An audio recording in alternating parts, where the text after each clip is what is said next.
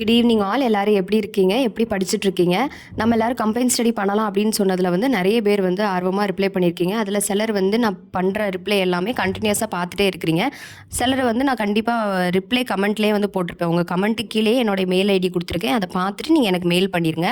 நீங்கள் மெயில் பண்ணால் மட்டும்தான் நம்ம வந்து இந்த வாரம் இல்லை அடுத்த வாரத்தில் எல்லோரும் சேர்ந்து படிக்க முடியும். இப்போ வரைக்கும் யாருடைய மெயில் ஐடி எனக்கு வந்த மாதிரியே தெரியல. நேத்தோடைய வீடியோவை போய் பாருங்கள். அதில் வந்து ஒவ்வொரு கமெண்ட்டுக்கு கீழேயும் வந்து என்னுடைய மெயில் ஐடியை நான் வந்து போட்டிருக்கிறேன்.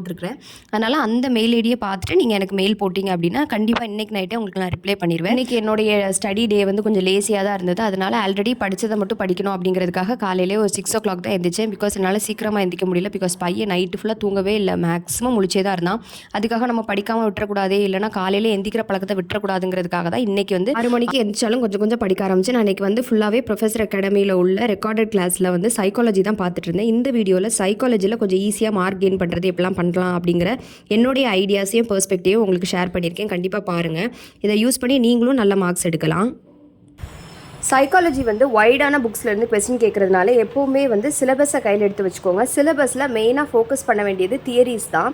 பிகாஸ் இந்த தியரிஸ் இந்த ஆள் தான் சொல்லியிருப்பாங்க, இதை தவிர வேறு எதுவுமே வந்து வராது அதில். ஸோ இவங்க சொன்னதை பற்றின எக்ஸ்ப்ளனேஷன் யூடியூப்லேயோ கூகுள்லேயோ அவ்வளோ நிறைய இருக்குது. இதில் எந்த விதமான சேஞ்சஸும் இருக்காது. ஸோ தியரிஸ் கான்செப்டில் என்னென்ன கொஸ்டின்ஸ்லாம் வருதோ அதை வந்து நீங்கள் வந்து சாலிடாக படித்து அதில் நீங்கள் கரெக்டான மார்க் வாங்குறதுக்கான சான்சஸ் ரொம்ப ஹை. பிகாஸ் இந்த மாதிரி தியரிஸ் கொஸ்டினில் எத்தனை ஸ்டேஜ் இருக்குது, எத்தனை லெவல் இருக்குது, இந்த மாதிரி ஒரு விஷயம் நடக்குதுல்ல, இது எந்த ஸ்டேஜில் வரும் கூடிய கொஷின்ஸ் தான் அதிகமாக கேட்பாங்க. இப்போ இந்த செகண்ட் யூனிட் பார்த்தீங்கன்னா உங்களுக்கு தெரியும், எரிக்சனோட தியரி, பியாஜெட்டோட தியரி, கோல்பெக்கோட தியரி, அதே மாதிரி தான் இங்கே பேவ்லோவோட தியரி, ஸ்கின்னரோட தியரி, மெக்லண்ட் அவரோட தியரி, இந்த மாதிரி தியரிஸ் இருக்கும் தெரியுமா. இது எல்லாத்துக்குமே ஆல்ரெடி வந்து யூடியூப்பில் அப்லோட் பண்ணியிருப்பாங்க, இல்லை ChatGPTயில் இருக்கோ இல்லைனா கூகுளில் இருக்கோ. இது எல்லாமே இவங்க சொன்னது தான். இதில் எந்த விதமான மாற்றமும் வராது. அதெல்லாம் இதனால் சாலிடாக இதில் இருந்துலாம் கொஸ்டின் வர்றப்ப நம்ம வந்து மனப்பாடம் பண்ணி படித்ததை அடிக்கிற மாதிரி இருக்கும். அதில் சொல்லையாக நம்ம மார்க் எடுத்துக்கிறதுக்கான சான்ஸ் ரொம்ப அதிகமாக இருக்குது. இது போக நம்ம யூகிச்சு அடிக்கிற மாதிரியான கொஷின்ஸ், நிறைய கொஷின்ஸ் வந்து ஈஸியாகவே இருக்கும். ஸோ இந்த டெஃபினிஷன்ஸான வரக்கூடியது, இந்த டெஃபினிஷன் சொல்லி இந்த டெஃபினிஷனை யார் சொன்னாங்க அப்படின்னு கேட்குறது, இந்த தியரிஸ்க்கானது, அதுக்கப்புறம் ஒவ்வொரு ஸ்டேஜுடைய நேம், அது எல்லாத்தையுமே ரிலேட் பண்ணி படிக்கும்போது இதில் வந்து நம்ம மார்க் ஸ்கோர் பண்ணுறதுக்கான சாலிடிட்டி அதிகமாக இருக்குது.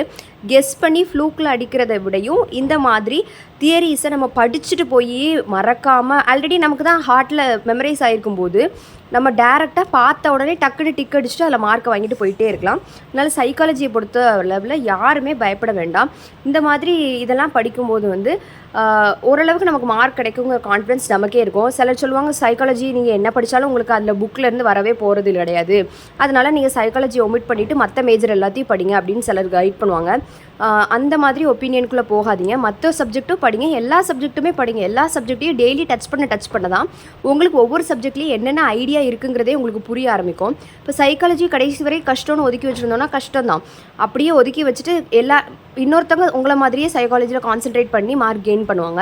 ஸோ அதனால் சைக்காலஜியை அவாய்ட் பண்ணாமல் அதை எப்படி படிக்கணும், எந்த விதமான விஷயங்களெல்லாம் படித்தா நமக்கு மார்க் ஸ்கோர் பண்ண முடியும் அப்படிங்கிறத யோசித்து படிக்கிறது தான் புத்திசாலித்தனம். ஸோ இந்த மாதிரி தியரிஸ் ஃபோக்கஸ் பண்ணுங்கள்.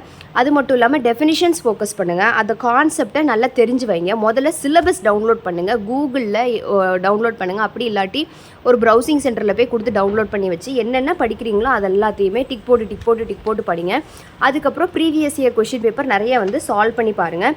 இதெல்லாம் சால்வ் பண்ணவே உங்களுக்கு ஓரளவுக்கு சைக்காலஜியில் வந்து ஒரு ஐடியா வந்துடும். அண்ட் இப்போ நான் உங்களுக்கு ஒரு எக்ஸாம்பிள் சொல்கிறேன். இந்த எக்ஸாம்பிள் வந்து எப்படின்னா, தியரியிலேருந்து எந்தெந்த விதமான கொஷின்ஸ் எல்லாம் கேட்குறதுக்கு வாய்ப்புகள் இருக்குது, என்ன ஆஸ்பெக்டில் கொஷின் கேட்பாங்க அப்படிங்கிறதுக்கான ஒரு எக்ஸாம்பிள் ப்ரீவியஸ் இயர் கொஷினை வச்சு உங்களுக்கு சொல்ல போகிறேன். இந்த எக்ஸாம்பிள் வந்து எதுலேருந்து சொல்கிறேன்னா, பியாஜெட் தியரி ஆஃப் காக்னிட்டிவ் டெவலப்மெண்ட்லேருந்து உங்களுக்கு சொல்கிறேன். ஸோ இதில் வந்து ஒரு ப்ரீவியஸ் இயர் கொஷின் எந்த மாதிரி கேட்டிருக்காங்க அப்படின்னா, ஒரு குட்டி குழந்தை முன்னாடி இருக்குது, அது கையில் வந்து 2 கையை அப்படி காமிச்சிட்டு ஒரு கையில் பால் இருக்குது, ஒரு கையில் பால் இல்லை. நம்ம என்ன செய்கிறோம் அப்படின்னா, அந்த பாலை எடுத்து நம்ம முதுகுக்கு பின்னாடி ஒளிச்சு வச்சுட்டு, பார்த்தியா பாலை காணோம், பால் எங்கே போச்சு, காணாமல் போச்சு அப்படின்னு நம்ம காட்டும்போது குழந்தைங்களுக்கு இல்லை இவங்க பாலை பின்னாடி தான் ஒளிச்சு வச்சுருக்காங்க அப்படின்னு கொஞ்சம் கொஞ்சமாக புரிய ஆரம்பித்து பின்னாடி லேசாக எட்டி பார்ப்பாங்க. அப்போது அந்த விதமான எட்டி பார்க்கும்போது அவங்களுடைய ஸ்டேஜ் இல்லைனா அவங்களுடைய மந்த்ஸ் எந்த விதமான மந்த்ஸில் இருக்கும் அப்படின்னா அது வந்து 8 to 12 months. ஸோ இந்த விதமான கொஸ்டினை கேட்டு அது எந்த மந்தில் அவங்களுக்கு வந்து தெரியும், அவங்களே வந்து ஒளிச்சு வச்ச ஆப்ஜெக்டை கூட கண்டுபிடிக்க ஆரம்பிப்பாங்க, அது எந்த ஸ்டேஜில் அப்படின்னு கேட்குறதுக்கான வாய்ப்புகள் வந்து இருக்குது. அப்படி இல்லாட்டி எந்த ஸ்டேஜில் வந்து அவங்களுக்கு கூட பிறந்தது வந்து அந்த ஆர்டராக சொல்ல தெரியும், லாஜிக்கலாக சொல்ல தெரியும், அதுக்கப்புறம் இதை விட இது சின்னது, இதை விட இது பெருசு அப்படின்னு கம்பேரிசன் அதெல்லாம் சொல்ல தெரியும் அப்படின்னு எந்த ஸ்டேஜில் சொல்ல தெரியும் அப்படிங்கிறதெல்லாம் கேட்கலாம். ஸோ அந்த மாதிரி கேட்கும்போது ஆன்சர் வந்து கான்க்ரீட் ஆப்ரேஷனல் ஸ்டேஜ். சில நேரங்களில் இது கொடுத்து கூட இந்த இயர்ஸை கேட்குறதுக்கான வாய்ப்பு இருக்குது, இல்லைன்னா இதையே டைரெக்டாக கேட்குறதுக்கான வாய்ப்பு இருக்குது. அப்போ இந்த மாதிரி நம்ம தியரிஸ் படிக்கும்போது இந்த ஸ்டேஜஸ் இருக்குல்ல, அந்த ஸ்டேஜஸ் நம்ம நல்லா தரவாக படித்து வச்சுக்கணும். எந்தெந்த ஸ்டேஜில் எந்த விதமான ஆக்டிவிட்டீஸ் பண்ணுறாங்கங்கிறத படித்து வச்சுக்கணும், எத்தனை ஸ்டேஜஸ் இருக்குங்கிறத படித்து வச்சுக்கணும், ஒவ்வொரு ஸ்டேஜுக்குள்ளே வித்தியாசங்கள் என்ன அப்படிங்கிறதையும் நம்ம படித்து வச்சுக்கணும்.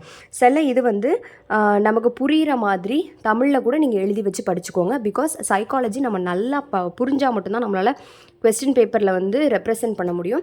சைக்காலஜி வந்து ஈஸி தான், நீங்கள் வந்து டஃப்னு நினைக்க வேண்டிய அவசியமே கிடையாது. கொஞ்சம் புரிஞ்சு படித்தோம் அப்படின்னா ரொம்ப ஈஸி தான். ஸோ நீங்கள் நல்லபடியாக ப்ரிப்பேர் பண்ணுங்கள். சைக்காலஜியை தயவுசெய்து அவாய்ட் பண்ணாதீங்க.